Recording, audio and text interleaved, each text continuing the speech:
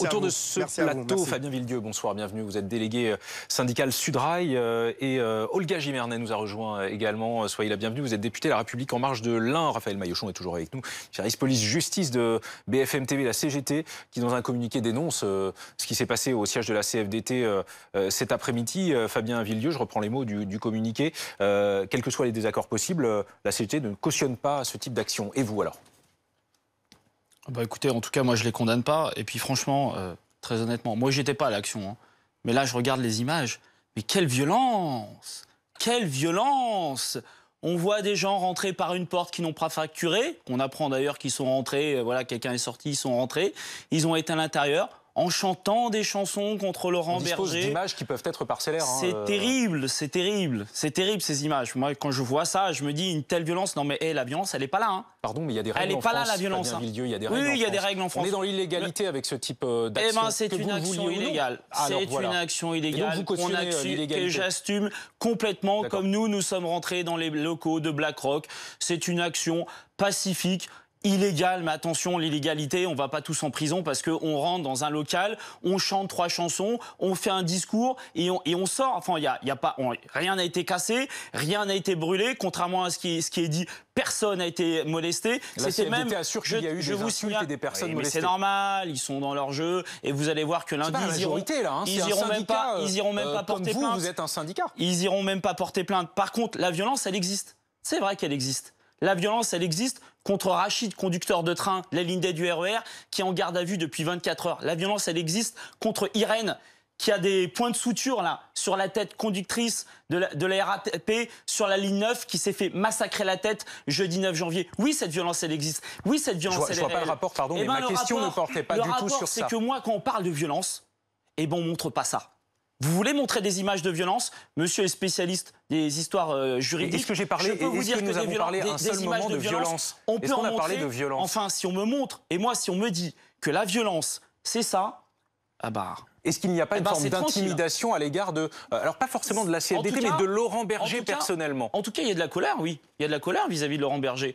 En gros, on a une mobilisation qui n'a pas été créée par M. Laurent Berger, qui n'est pas en grève. Moi, je suis en grève depuis 44 jours. Lui, il arrive au bout de 40 jours ou 30 jours, alors qu'il n'est pas en grève, que sa confédération n'appelle pas la mobilisation, et il explique, j'ai une solution, je propose l'âge pivot qui n'est même pas réclamé par les grévistes, et en gros, il utilise le rapport de force créé par les autres pour construire sa solution à lui. Évidemment que ça crée de la colère. Et je peux vous dire qu'aujourd'hui, il y a plein de gens qui justifie tout? Bah, ça justifie pas tout, mais ça justifie ça. Une action illégale, donc. On est en France dans une démocratie où chacun est censé pouvoir s'exprimer dans un hall, qu'on chante des chansons. Actions au siège de la CGT ou de Sudrail de la part de certains de vos concurrents, je ne sais pas comment on peut le dire, ça vous gênerait pas, quel que soit le degré de détermination dans l'action? Si les militants de la CGT on va jusqu'où en fait comme ça, parce que c'est la question.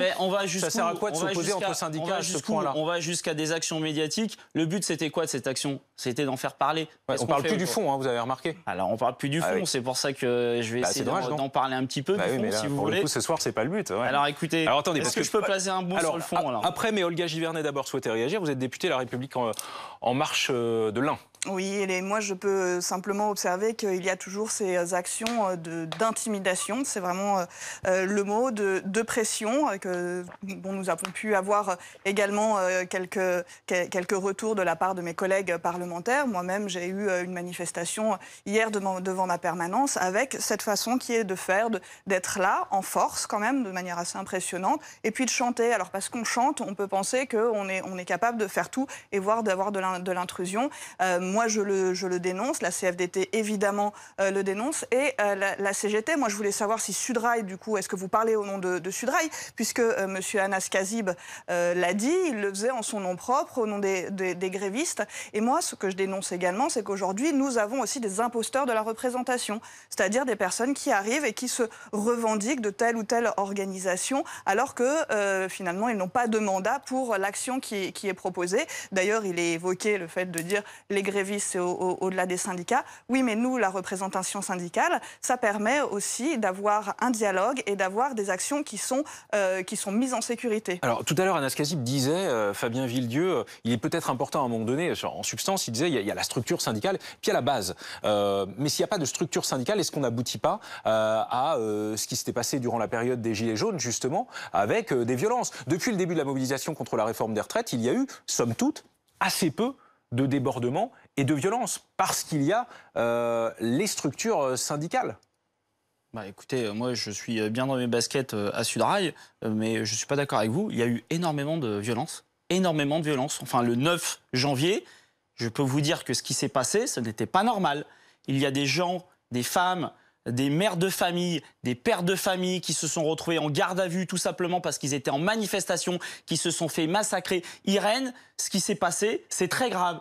Elle voulait récupérer ses photos où il y avait ses gosses. Voilà pourquoi elle voulait récupérer son portable. Elle s'est fait massacrer la tête. Non, c'est pas normal ce qui s'est passé. Moi, Sudrail, franchement, c'est tellement un épiphénomène ce qui s'est passé aujourd'hui que je n'ai même pas pensé appeler ma fédération pour avoir la position de ma fédération. Moi, je vous donnerai juste ma position. Je vous donnerai juste ma position. Je ne condamne pas ça. Et dans ce que je vois, il n'y a rien de condamnable. Au nom de Sudrail, du coup, Sudrail ne le condamne pas non plus et revendique. Je ne vais pas parler au nom de ma fédération. Je ne vais même pas demander. Je vous dis juste ma position à moi. Il me semblait que vous étiez délégué. Vous voyez, on a un petit problème de représentation. Et du coup, sur la discussion, pardonnez-moi, mais sur la discussion du soir, qui porte encore une fois, il y a des débats sur ce plateau sur le fond de la réforme des retraites. Là, on n'en est pas là ce soir. On est sur ce type d'actions qui peuvent susciter la polémique. On n'est pas sur des manifestations, c'est en parallèle.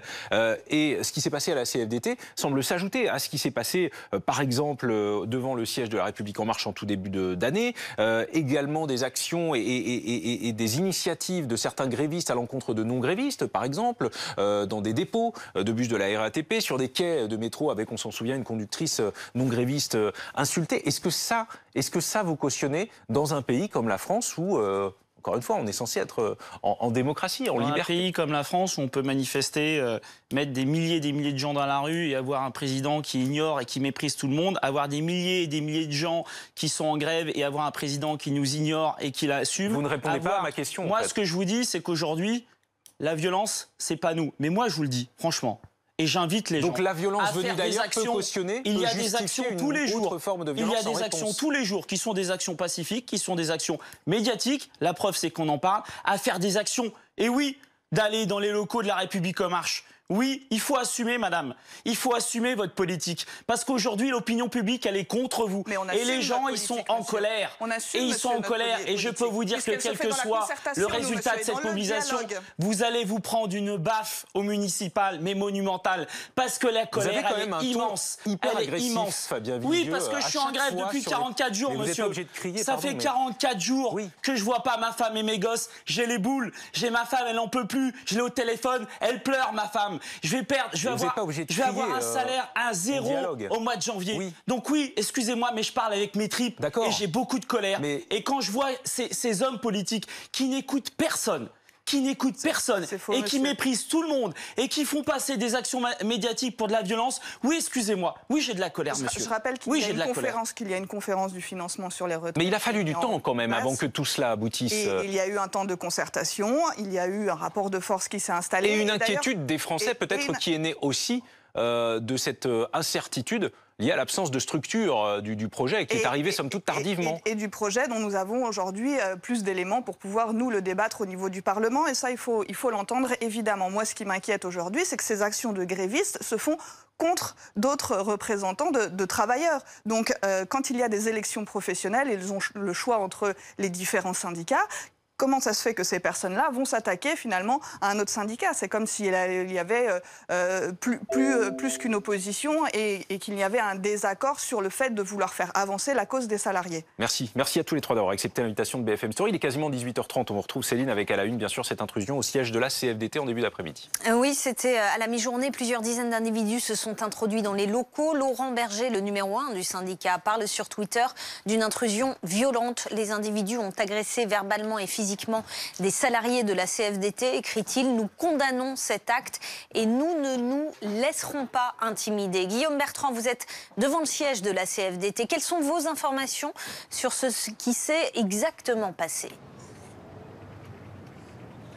Bien, à l'origine, il y avait un rassemblement d'un collectif RATP SNCF devant le siège de la CFDT. Ils voulaient aller à la rencontre de Laurent Berger. En fait, ils ont profité qu'un salarié de la CFDT entre dans les locaux pour eux aussi pénétrer dans les lieux. Et sur les vidéos dont nous disposons, on peut voir effectivement une trentaine de manifestants, pour la plupart non identifiés, certains avec un macaron Sudrail, aller dans le hall de ce siège de la CFDT et entonner des chants hostiles à Laurent Berger. Laurent Berger qui a indiqué que cette intrusion était violente. Il a parlé de violence verbale et physique. Un employé de la CFDT nous parlait d'ailleurs de crachats et également d'un homme plaqué au sol, ce que les membres du collectif RATP SNCF qui s'est introduit à l'intérieur réfutent en bloc. L'un d'entre eux a d'ailleurs pris la parole à l'issue de cette manifestation pour indiquer que cette manifestation n'était pas à l'encontre des salariés de la CFDT, mais bien à l'encontre de Laurent Berger, son patron, et de ses prises de position vis-à-vis de la réforme des retraites.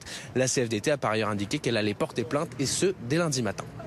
Merci beaucoup Guillaume Bertrand avec François Luce. Cette intrusion au siège de la CFDT est unanimement condamnée par les syndicats et par le gouvernement. Écoutez Jean-Baptiste Djebbari, le secrétaire d'État au transport.